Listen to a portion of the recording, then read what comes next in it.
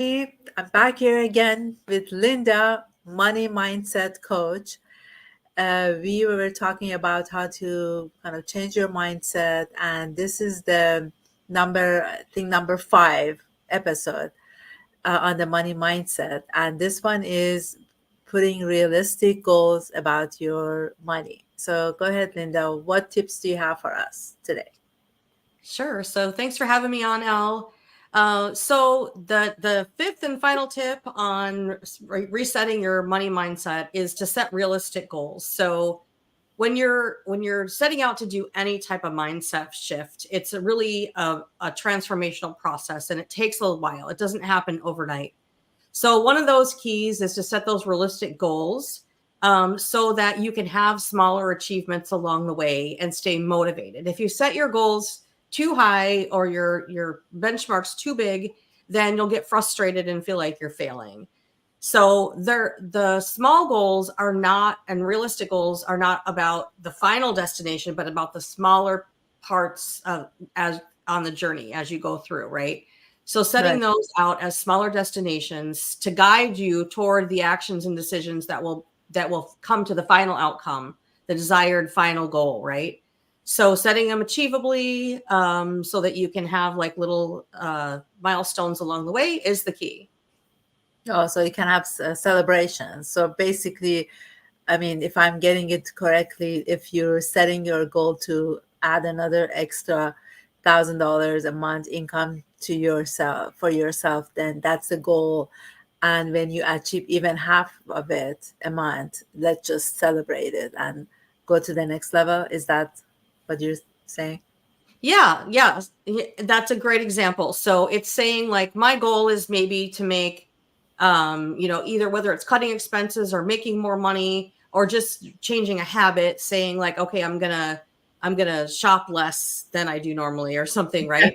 It's all Yeah. about beginning, evaluating what that is that you're going to do, find out where you want to end, but then setting like benchmarks, little smaller realistic goals along the way. Because if you start cutting expenses, or putting too much of a revenue increase out there, you're going to stress yourself out, and it's going to be much harder to achieve. So small steps along the way. It's good to identify like the long-term objective and maybe a medium term objective and then a short term objective. So there could be those three places, or you could make more depending on how far in the future your final goal is going to be. And then, try to think of like what's the most urgent. So if it's not even just a number or a thing, like if you have an overall goal, like do the most urgent things first and think like, okay, I'm just going to do this one part because that's the most important part, and then I'm going to get to the next part. And then that way you can be like, okay, I did that first part, I did that most important part, I ate that frog, that part's out of the way, and then you can move on. So There's basically, first of all, prioritize what your steps are, based on your goals. Yeah. Uh, we had this a bit of similar conversation yesterday about when you overwhelm comes and in your life, and what should you do. I told one of the participants, so why don't you like write notes as soon as you get up in the morning? Let's if you meditate or not, just have your journal ready and see what's the goal for today, and have those steps and see which one is the most important for you to overcome or to finish in during that day. So that would be your first step.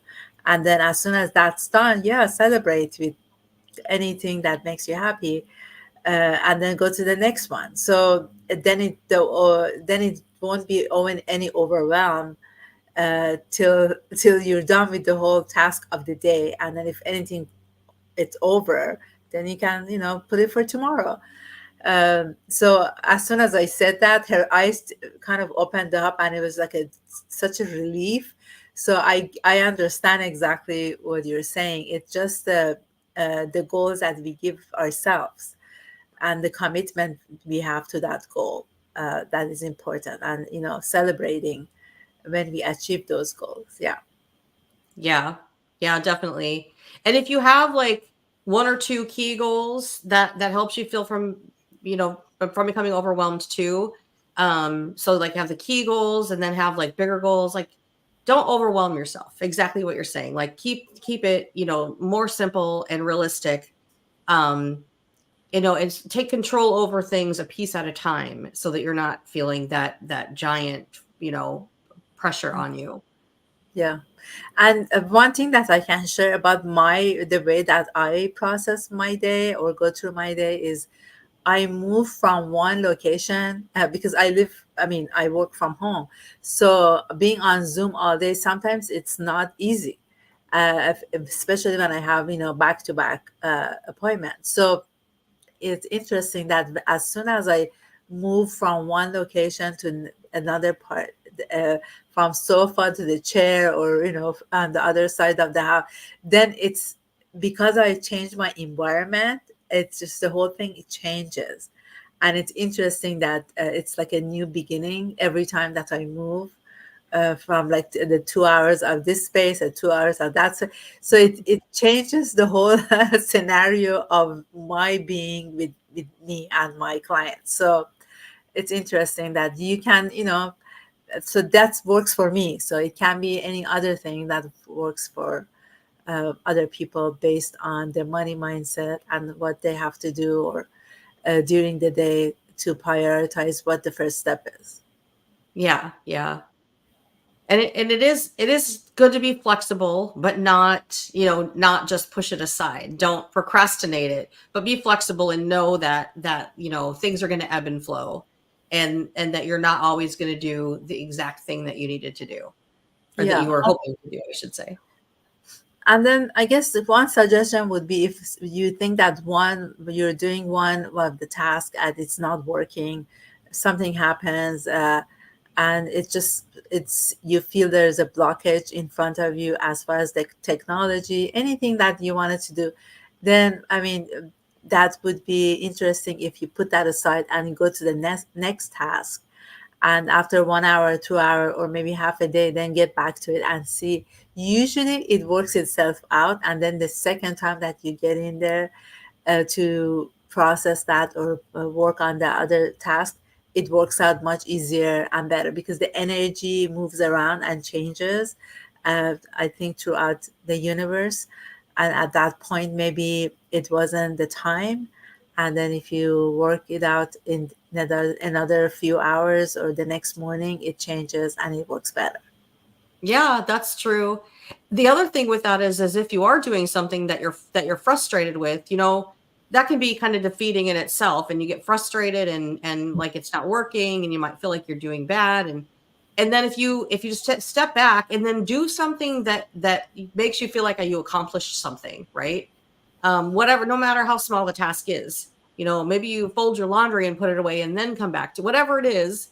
Do something that makes you feel like you've accomplished something and that you've checked something off your list, so that you can come back with a different mindset and not be so frustrated by the project that you were working on. That's very good to say. Yeah, I understand. So any other tips we have for today, or we're good to go? Oh, that's, really that's the basis of it. Setting those realistic goals paves the way for your lasting success. You can have those small accomplishments along the way till you get to that bigger outcome. Stay focused, stay on task, on goal, but be flexible and know that our lives are not linear. They are up and down all the time. Yeah. And then maybe if you're one of those people who takes notes and have a journal, um, uh, check back every 3 months and see where you've been 3 months ago, and compare it to this, the new 3 months, and see. And you can celebrate, because I'm sure in those 3 months you have accomplished a lot of steps to get to that point. So thank you so much, Linda. I really appreciate your comments and all these good tips that you brought in for the past 5 or 6 episodes. We're gonna, I think, take a short break for a couple of weeks and then come back and have new ideas for having a new mindset, if that's something that you're interested in looking at. Also, Linda's contact information is in the description. You're welcome to reach out to her. She has the complimentary 30-minute Zoom call, if you can take advantage, have ask more questions, and see if that would be a good fit for you and her to work together. And thank you so much, and have a wonderful the rest of your day. You do, Elle. Thanks. Bye.